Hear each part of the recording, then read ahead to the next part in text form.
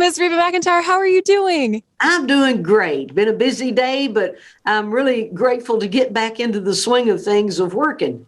For sure. I'm so glad to hear that. I have to tell you that I just loved listening to Revived, Remixed, Revisited. It was so fun. It was like a live concert mixed in with a dance club, mixed in with a trip down memory lane, all into one. And it was so wonderful. Wow, I need to write that down. You've described it better than I ever have.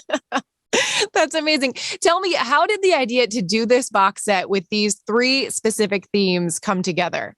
Well, because I have gone back to Universal Records as my record label now.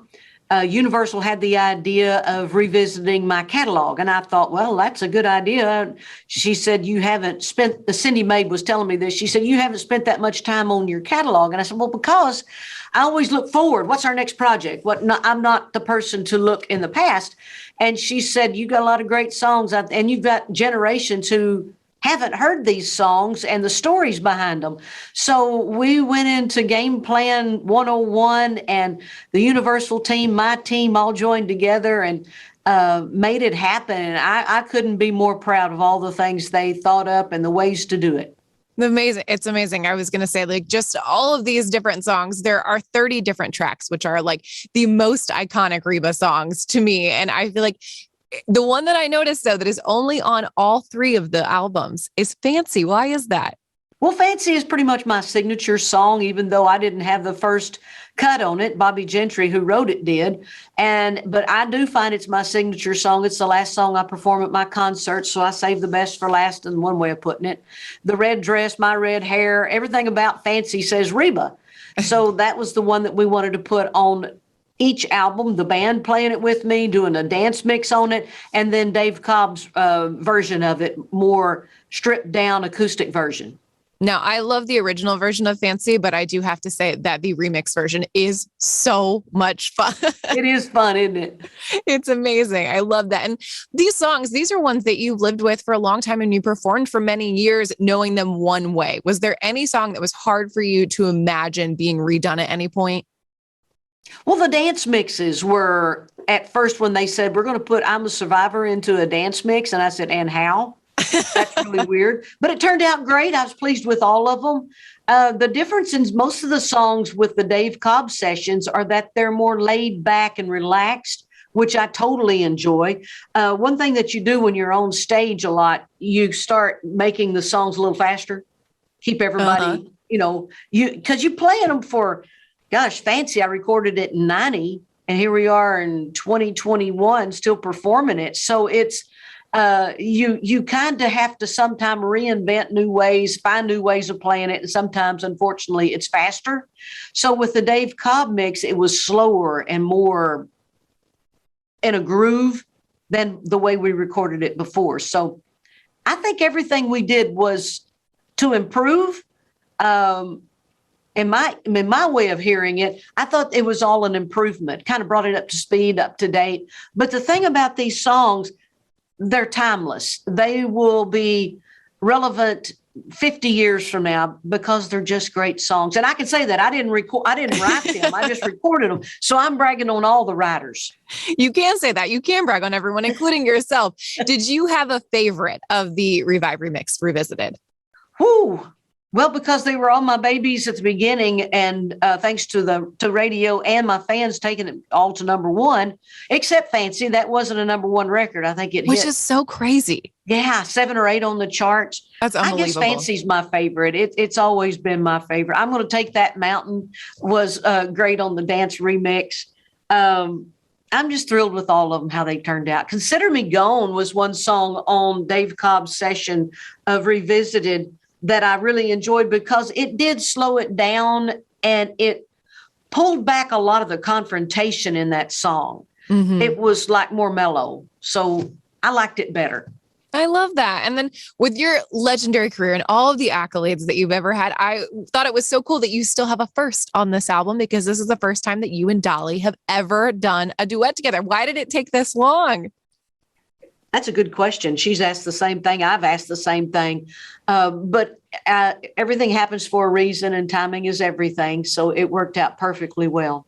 I think it's a good example of just like two women with very busy schedules. Like sometimes it takes a while to see the people that you need to see. True.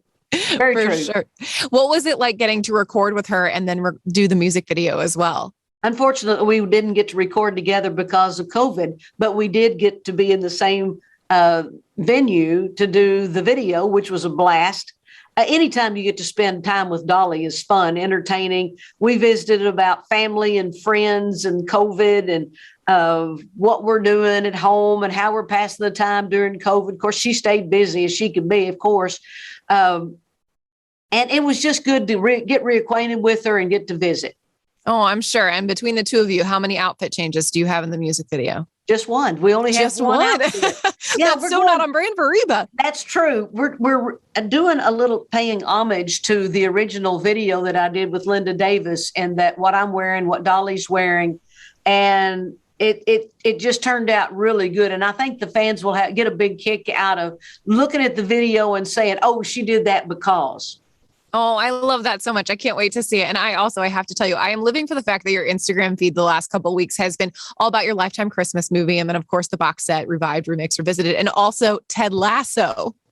How about that? Have you been watching and loving and keeping up with this? Oh, absolutely. We were scrolling. We had just gotten through with a series and we were scrolling, trying to find something new. And I saw Ted Lasso. And so we clicked on it. This was when it first started.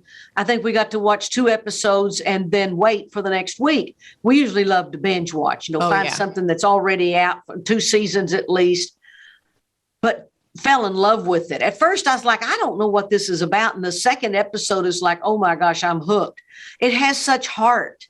It's funny, really, it's silly, it's goofy, but boy, if you've got heart, that's a winner for me. I know. It really does feel like it's just like such a dose of happiness. Like I've never finished an episode and felt sad. Like I always walk away and I'm like, oh, I want to be a better person. Like exactly. You want to make Ted proud. And I know obviously they mentioned you in the show. I feel like we really need like a Reba cameo on Ted Lasso. Would you ever consider doing that? I would absolutely. What's my call time? I would absolutely do that. I feel like a Reba McEntire, Ted Lasso pregame pep talk like could not be beaten. That's Emmy winning material for sure.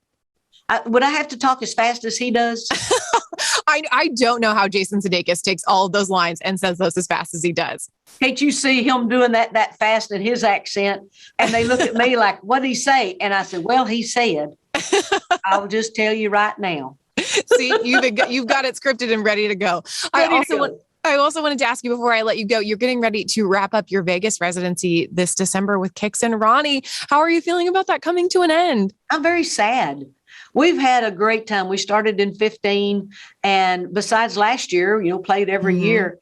And I miss it. I'm going to miss it tremendously. When they told me the news, I was like, well, dang. So we'll see what happens in the future. I'm sure that's a good time for you guys to get to spend time together and catch up with busy schedules and everything when you're all there to be in Vegas. Yeah, and you're in the same venue. You're in the same hotel room. People come from all over the world to see you, and friends and family come in. So it's really going to be missed. That's amazing. I'm so excited for you. Reba, this album, this box set is so amazing. I had such a great time listening to it. Thank you so much for your time today. It was wonderful to see you and catch up. Thank you. Good visiting with you too. Take care, Reba.